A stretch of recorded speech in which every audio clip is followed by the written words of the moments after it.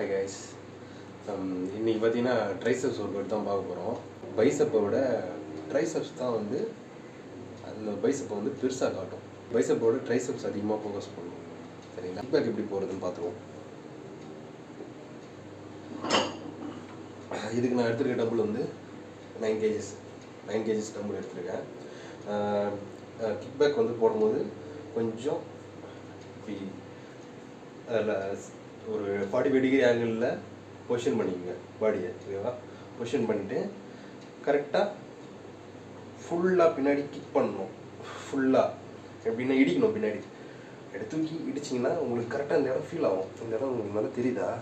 நீங்கள் இப்படி கிக் பண்ணும்போது இந்த இடம் நல்லா ஸ்ட்ரெச் ஆகுது, உங்களுக்கு ஃபீல் ஆகும். அந்த அளவுக்கு பின்னாடி கிக் பண்ணுங்கள். டம்பிள்ஸை பிடிக்கும் போது இந்த இந்த இந்த சைடு வெயிட் இருக்குல்ல, இதுக்கு க்ளோஸராக பிடிச்சிங்க.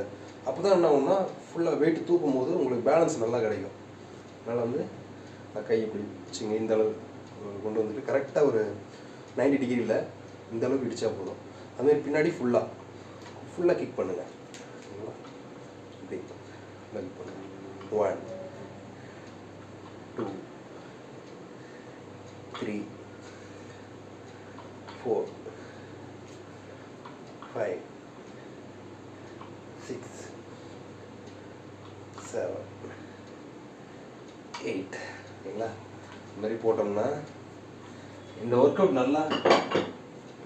இது நல்லா எஃபெக்டிவான ஒர்க் அவுட்டு. இது எப்படின்னா நீங்கள் இந்த அளவுக்கு சாஞ்சிட்டும் போடலாம், நின்றுட்டும் போடலாம், எப்படி வேணாலும் போடலாம். சரிங்களா? ஓகே, அடுத்த ஒர்க் அவுட்டில் பார்ப்போம். ஒர்க் அவுட் வீடியோவில் பார்ப்போம். பாய்.